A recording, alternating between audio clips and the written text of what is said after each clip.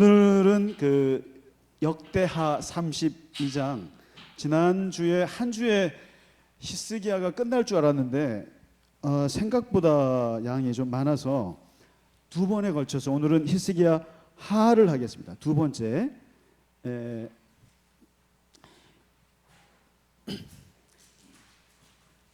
그 남유다 왕이 이제 남유다의 역사가 350년입니다. 그리고 북이스라엘은 208년 만에 끝났습니다. 그러니까 북이스라엘이 아수르에게 망하거든요. 아수르 제국에게 망하고 남유다도 아수르한테 망할 것 같잖아요. 근데 나중에 보면 바벨론에게 망해요. 근데 이제 이 350년의 역사 중에서 가장 빛나는 사람이 누구냐? 그러면은 이제 예를 들면 우리가 조선 왕조 500년에서 가장 빛나는 사람이 누구냐? 세종대왕. 그다음에 또 뭐 근데 이 평가할 때 기준에 따라 다른 거예요. 예를 들면 경제를 부국시킨 사람이 누구냐? 아니면 정치 개혁을 한 사람이 누구냐? 아니면 그런 면에 따라서 다르거든요. 그런데 이제 뭐 정조대왕도 정조대왕 나름대로 또 이게 보는 관점에 따라서 왕들 평가가 다르고 대통령도 마찬가지입니다. 우리나라도. 그러니까 예를 들면 뭐 남북 간의 어떤 화해에 점수를 주면은 DJ가 1등이겠죠. 근데 또 나름대로 산업화와 또 경제 발전과 이런 거 하면 박정희 대통령을 따라갈 사람이 없고, 이제 이 평가가 다른 것처럼, 그러면 이제 열왕기나 역대기나 이 성경이 이 왕들을 평가하는 기준은 무엇이냐? 경제도 아니고 정치도 아니고 군사도 더더욱 아니에요. 전적으로 하나님 앞에 신앙이에요. 그래서 하나님 앞에 어떻게 했느냐가 중요하지, 나라를 부국시켰다 했을 때 따지고 경제로 치면은 북이스라엘의 여로보암 2세가 단연 1등이고, 그 다음에 남왕국에서는 우시야 왕이 1등일 겁니다. 근데 아니고요. 성경은 그런 면에서 가장 위대한 왕을 둘을 꼽으라 그러면 히스기야. 그러니까 신앙의 개혁을 했느냐, 왕이 돼가지고 권력을 딱 줬더니만 그 권력을 가지고 우상을 제거하고 하나님 앞에 바로 서고 모세가 주었던 오리지널 토라로 돌아가게 했느냐, 그러니까 본인이 돌아갔느냐, 동시에 백성들까지 돌이켰느냐, 그렇게 평가를 했을 때 이제 가장 머리 좋았던 사람이 저는 히스기야 같아요. 그래서 이제 히스기야는 간단히 평가했잖아요. 정직했다. 여호와 앞에서, 사람 앞에서 정직했다고 얘기하지 않습니다. 무슨 소리죠 이게? 예, 저를 부르는 소리인 줄 알았습니다. 하나님 앞에 정직했고 하나님을 의지했고, 지금 그다음에 하나님과 하나가 됐고 연합했고, 그러니까 동행했고, 그다음에 모세 율법 토라를 잘 지켰고, 그래서 형통했고, 이게 이제 열왕기 역사가들이 히스기야를 평가한 5가지 내용입니다. 그다음에 지난주에 그 히스기야가 딱 왕이 되자마자 그냥 확 드라이브를, 이제 개혁의 드라이브를 했던 게 바로 이 신앙 개혁이거든요. 근데 이게 이제 성전 정화, 그러니까 성전 대청소했고 본인이 속죄 제사를 드렸고 레위 지파를 찬양을 시키고 특송을 시키고 백성들까지 다 제사를 시키는 성전 정화. 그다음에 최초의 나라 이름 북이스라엘 사람들 초청해가지고 남북이 같이 대규모 유월절 행사를 했다는 거, 굉장한 프로젝트였고, 그랬더니 전국적으로 우상을 제거하는 운동이 자연스럽게 일어났고, 그리고 이것을 지속시키기 위해서 제사장들 조직을 재정비했습니다. 월급 주고 생활비 주고, 그 다음에 뭐 서열별로 분담해 주고, 그 다음에 여기서 백성들이 11조를 걷게 해서 이걸 다 보충을 하게끔 제도 정비를 해서 이 예배가 잘 진행되도록 요걸 했습니다. 이게 이제 지난주에 히스기야가 4대 신앙 개혁 프로젝트였다, 이제 요거까지 했습니다. 이렇게 했더니 이제 형통했다는 거예요. 근데 그 어떻게 형통했느냐, 그 이제 그 형통했다는 것을 어떻게 보여주냐면은 그 다음에 오늘 32장에 그 대표적인 예로 보여줍니다. 뭐냐면 아수르 군대가 쳐들어옵니다. 아수르.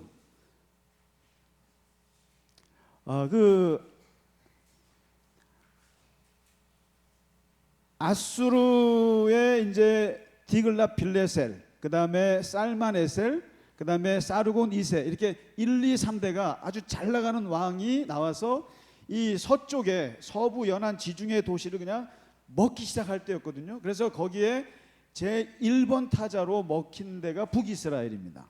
북이스라엘이 완전히 아수르에게 먹혀서 거기를 다 섞어버렸거든요. 완전히 섞어버려서 그나마 남유다는 북쪽 이스라엘 때문에 이렇게 나름대로 완충 지역으로 있었는데 이제 순망치한이 된 거죠.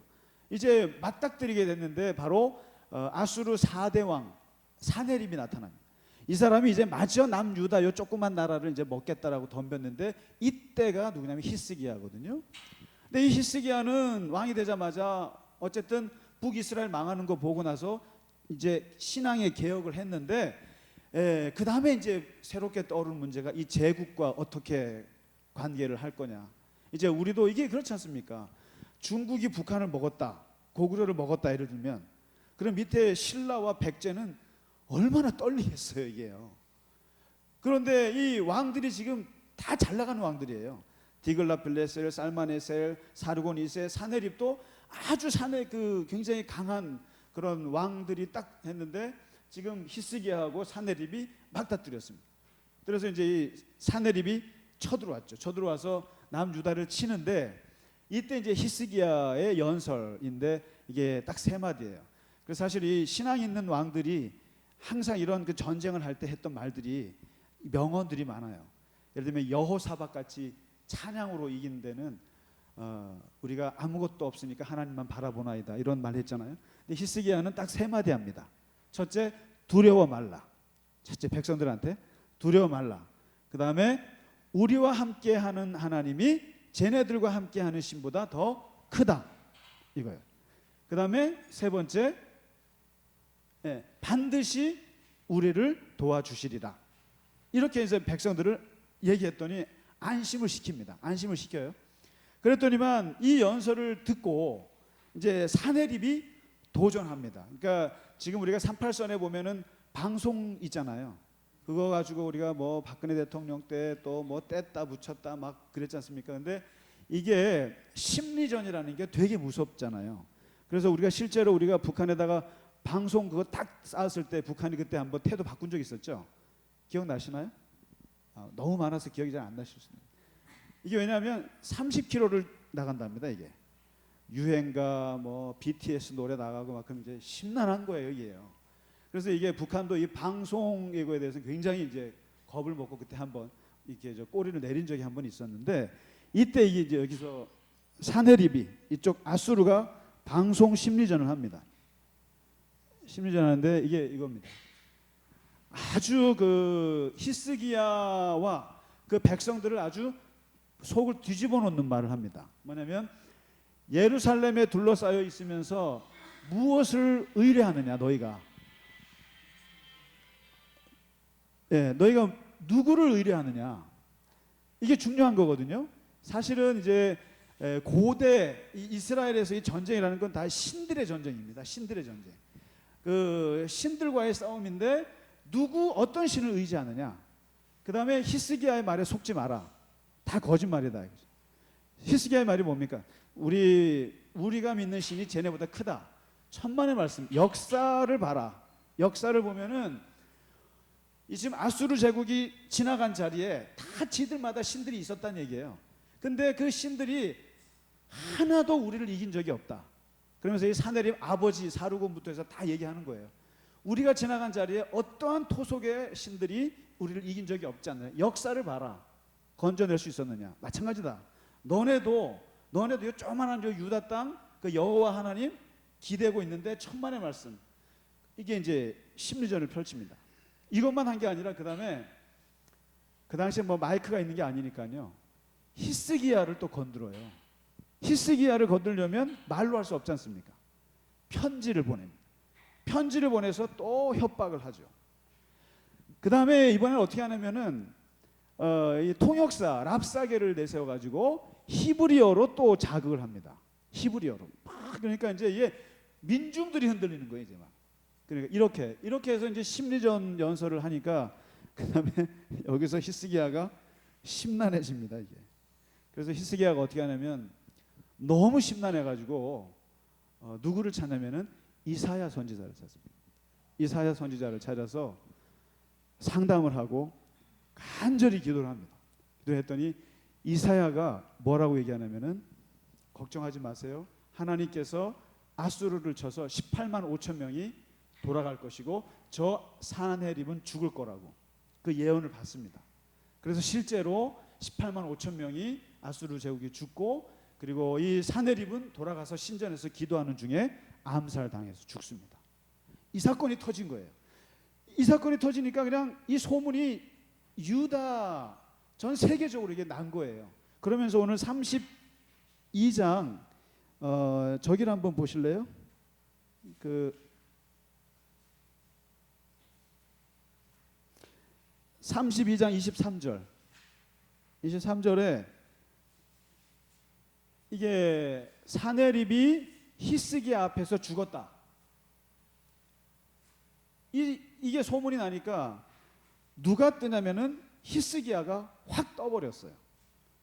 굉장히 떠버렸습니다. 그래서 굉장히 존귀한 사람이 돼요. 주변에. 그래서 이제 유명해졌거든요. 유명해지고 그리고 막 주변 나라들에서 와서 선물도 갖다 주고 이런 거예요.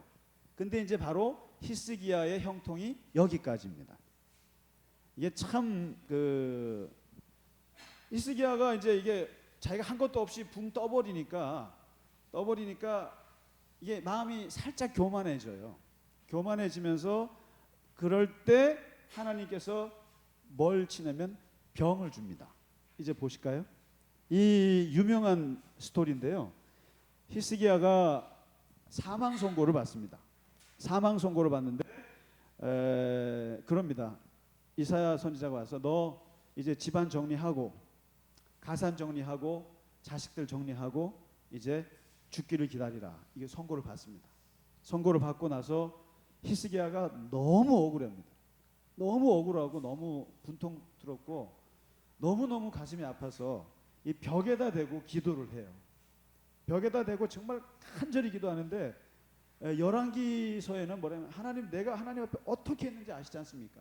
그래서 이 신앙이 좋은 사람들은요 기도할 때 그 자기가 해왔던 걸 써먹을 수가 있어요. 사실은요. 그러니까 정말로 하나님 앞에 정직하게 살았고 하나님 앞에 정말로 나름대로 하나님 앞에 열심히 살았던 사람들은 마지막 그게 기도할 때 그게 나름대로 하나님 앞에 기도거리가 됩니다. 하나님 앞에 뭐냐면 하나님 솔직히 말해서 제가 하나님 앞에 어떻게 살아왔습니까?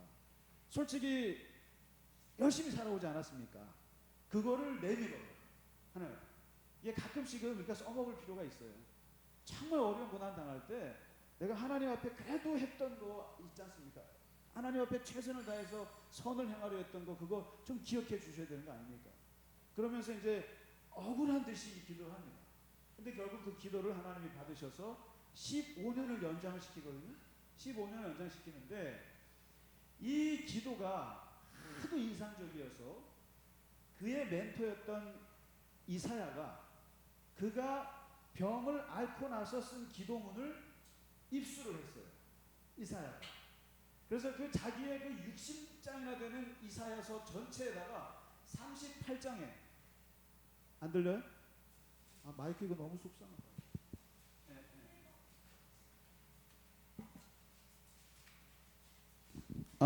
예, 들립니까? 어쩐지 참 답답하더라 했어요. 이사야서 38장을 한번 좀 펼쳐보시겠습니까? 저는 이 기도를 너무너무 좋아하는데요. 병 걸렸을 때 다 이 기도 하시면 정말 좋을 것 같습니다. 그러니까 이 치유에 너무 기도를 얼마나 간절하게 했고 그리고 기적적으로 살아나는 체험을 하면서 자기가 했던 기도를 적어놓은 게 있어요. 근데 그게 이사야 38장에 그 기도 전문이 들어가 있습니다. 기도 전문이 들어가 있는데 눈물 나는 기도입니다 이게. 근데 이 기도를 제가 3개로 나눴는데 절대로 그 치유 기도할 때 살려주세요 살려주세요를 90% 이상 하는 거 아니에요 여러분. 그러니까 하나님께 살려달라고 하는 기도는 뭐든지 그 핵심적인 본론은 아주 짧습니다. 근데 정말 이 히스기야의 기도가 얼마나 멋있냐면은 전반부 보시면 전반부에 제가 이걸 이걸 그냥 보시면 됩니다. 앞에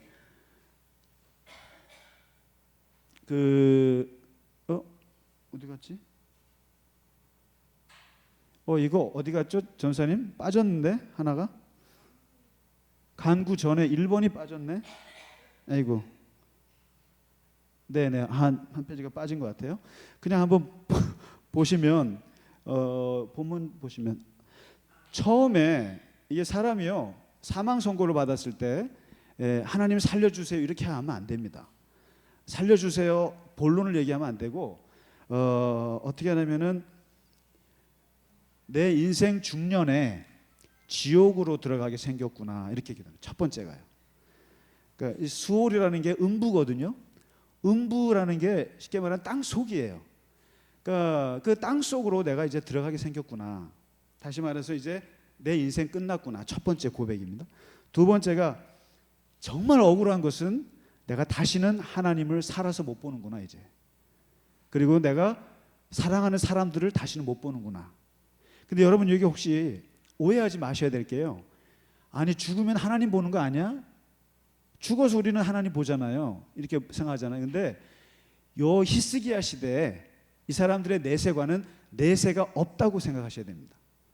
이스라엘 사람들은 내세관이 없었어요. 원래 구약에는요. 그러니까 구약 사람들은 사람이 죽으면 땅속으로 들어가요.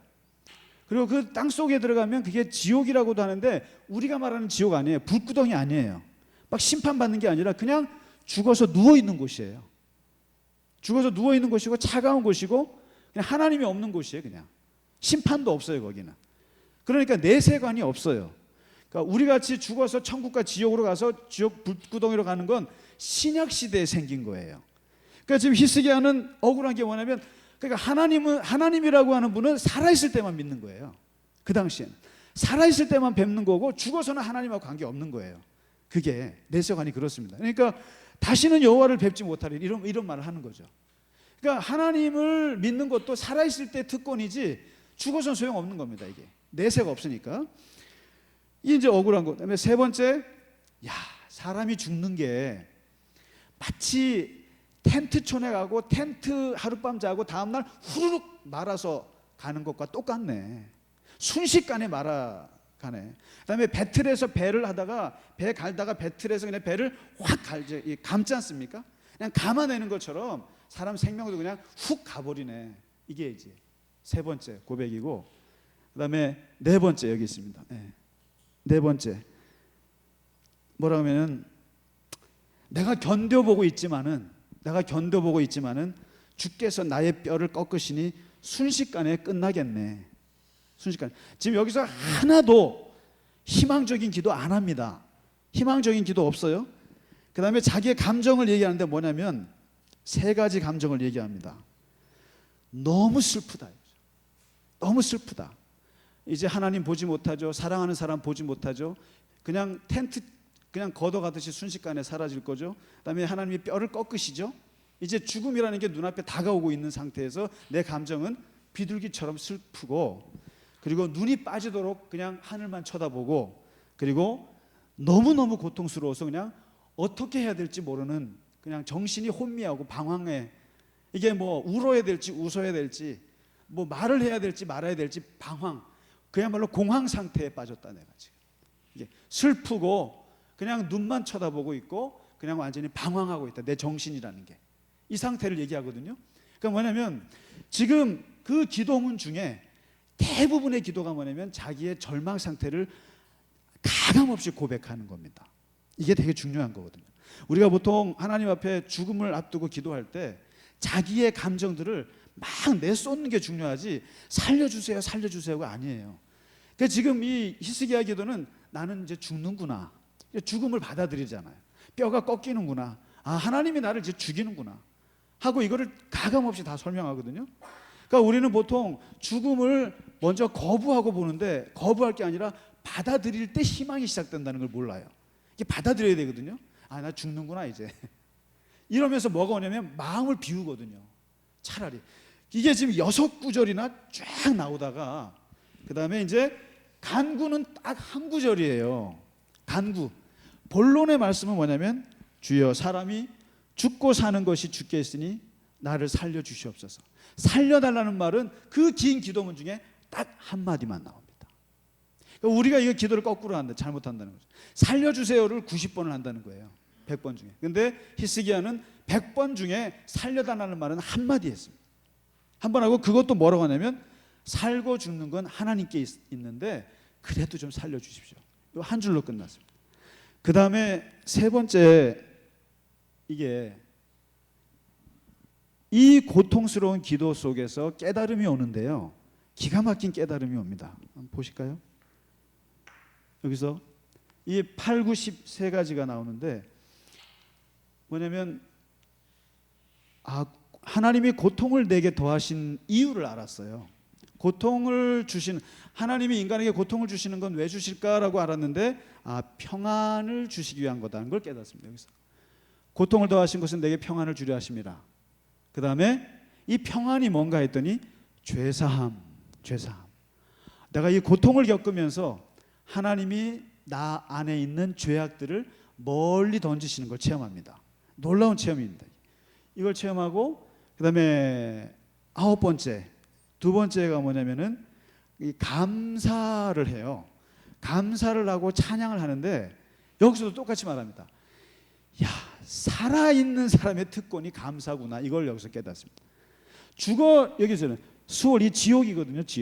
지옥이 주께 감사하겠느냐? 그다음에 죽음이 주를 찬양하겠느냐? 오직 산자만이 주께 감사하고 주의 신실을 그의 자녀들에게 알릴 수 있지 않느냐? 그러니까 죽은 자가 무슨 수로 감사하고 죽은 자가 무슨 수로 찬양하겠느냐? 오직 살아있는 자만이 찬양하고 살아있는 자만이 감사한다. 이걸 깨달아요. 그러면서 이 살아있음이라는 게 얼마나 소중한 거라는 것을 여기서 깨닫고 슬슬 마음에 찬양을 하기 시작하는 거죠. 내가 지금 살아있으니까.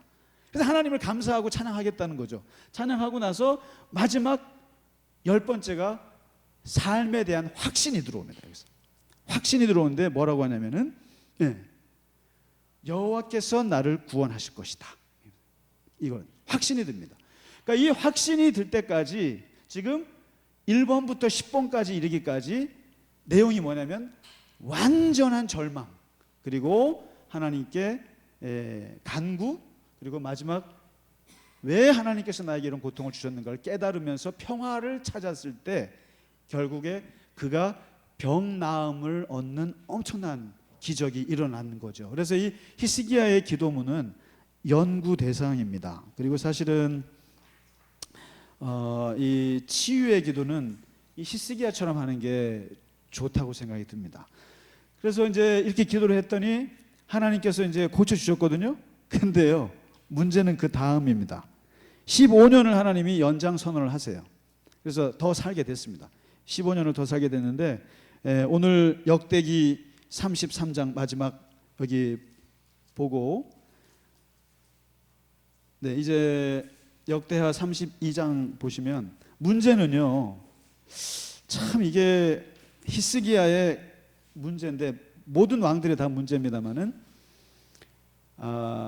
히스기야가 병이 낫고 나서 하나님께 감사를 하지 않았습니다. 병 나았고 감사를 안 합니다. 감사를 안 하고 어떻게 되냐면 교만해졌습니다. 근데 너무 기쁘고 감사하죠. 감사한데 이거를 하나님께 이렇게 가져 나가지를 않고 어떻게 나가냐면은 사람들에게 자랑하는 형태로 나가버렸어요. 이게요. 그러니까 병이 나와서 감사가 이렇게 신앙으로 승화되지 않고 이게 자랑으로 이제 이렇게 나가기 시작합니다. 그러니까 히스기야가 죽을 병에 걸렸다가 살아났대, 아주 기적적으로 살아났대라고 또 소문이 난 거예요. 소문이 나니까 이번에 어디서 또 와서 하냐면 바벨론. 그때 이제 슬슬 신흥 강국으로 떠오르는 바벨론, 지금의 이라크입니다. 지금 이라크의 원조인데 그 바벨론이 슬슬 일어나는데 그 왕이 신하들을 보내서 축하 사절단을 보내요, 히스기야한테. 그래서 가서 병 나으셨다면서요. 그러면서 와서 선물 주고 막 축하합니다. 근데 여기서 히스기야가 바보같이 신나게 자기 왕궁에 있는 보물들을 다 보여줍니다. 아주 제가 이거는 어디서 받았고 이것을 어디서 받았고 이걸 집에 있는 재산을 다 보여줍니다. 그리고 심지어는 뭐까지 보여주냐면은 무기고까지 보여줬어요. 이번에 새로 나온 신식 미사일이고요. 이건 뭐예요 하고 다 보여줍니다. 그리고는 그 바벨론 사절단들이 돌아갔어요. 근데 그 얘기를 누가 듣냐면 이사야가 듣습니다. 이사야가 딱 듣고 얘 돌았구나. 히스기야가 갔구나. 얘가 아주 맛이 갔구나. 이렇게 생각을 하고는 오늘 마지막입니다. 32장 저 마지막 부분 30절 예. 그 31절 네네네네 저 24절요. 24절부터 쭉 돼 있고 어쨌든 다른 데 있나 보다. 이사야가 그 말을 듣고 히스기야를 부릅니다. 불러가지고 마지막이죠. 마지막 그 경고를 하고 마칩니다. 뭐냐면 너 정신 나갔구나. 쉽게 말하면 정신 나갔구나. 어디 그 병 나았다고 사람들이 축하한다고 와서 어떻게 그 왕궁에 있는 재물을 보여주고 보물을 보여주고 심지어는 군사 비밀까지 보여줄 수 있느냐. 그리고 그 사람들이 괜히 왔느냐. 신흥 바벨론이 우리 먹으려고 사절단 보내갖고 탐지하러 온 건데 거기다가 그냥 자랑하고 무기고까지 다 보여주고 앉아있어. 왕이 돼가지고. 그러면서 이제 이사야가 예언합니다. 정확하게 100년 후에 이 모든 보물들이 다 바벨론으로 옮겨질 것이다. 100년 후에 옮겨질 것이고 네 자식들 중에는 그 바벨론 제국의 환관이 돼서 내시가 되어가지고 거기서 살게 될 것이다. 이런 예언을 합니다. 근데 이 이사야의 예언이 정확하게 100년 후에 이제 자기 후손들에 의해서 바벨론에 망하게 되거든요. 그러니까 이게 누구에게서 왔느냐? 히스기야의 실수에서 왔다는 거죠. 그 쓸데없이 그 재산 보여주고 무기 보여주는 바람에 결국 이사야가 망할 거라는 예언을 하게 되는데 110년 후에 망합니다. 정확하게. 그래서 실제로 바벨론의 포로가 돼서 거기서 이제 어떤 인물들이 나오냐면은 이제 우리가 앞으로 공부하시겠습니다만은 진짜로 거기에 환관, 그러니까 거기서 국무총리가 된 사람이 다니엘 같은 사람 나오고 그리고 거기에 가서 저 술 맡은 관원, 왕의 측근 느헤미야 같은 인물들이 나옵니다. 네 자식들 중에 남의 나라 가서 2인자나 하고 앉아 있을 것이다. 이제 그 예언을 합니다. 그래서 이 이사야가 하고 그리고 이제 히스기야는 15년 더 살고 죽습니다. 그래서 이 히스기야는 굉장히 하나님 앞에 위대한 신앙을 갖고 있는 사람이면 틀림없습니다. 그리고 한 번도 하나님을 떠나지 않았는데 2번 정도 지금 교만이 살짝 들어왔습니다. 교만이 살짝 들어오면서 병이 생겼고 그 다음에 교만이 들어오면서 나라가 망하는 예언을 받게 됩니다. 그래서 이게 히스기야의 옥의 티가 될 것 같습니다. 그래서 모든 그 위대한 왕들에게는 다 이게 있습니다. 이게 그래서 이제 오늘 히스기야를 오늘 마치겠습니다. 마치고 그다음에 다음 주에는 그 히스기야가 자식 교육을 잘했느냐 못했어요. 최악의 왕이 나옵니다. 다음 주에. 그래서 므낫세라고 또 최악인데 55년이나 살았어요. 55년이나 해먹었습니다. 제일 오래 해먹었습니다. 근데 이 아버지는 아주 최고의 왕인데 아들은 아주 최악의 최장수 왕이 나옵니다. 그 므낫세가 어떻게 또 최악을 했는지 한번 보시도록 하겠습니다. 고생 많으셨습니다. 고맙습니다.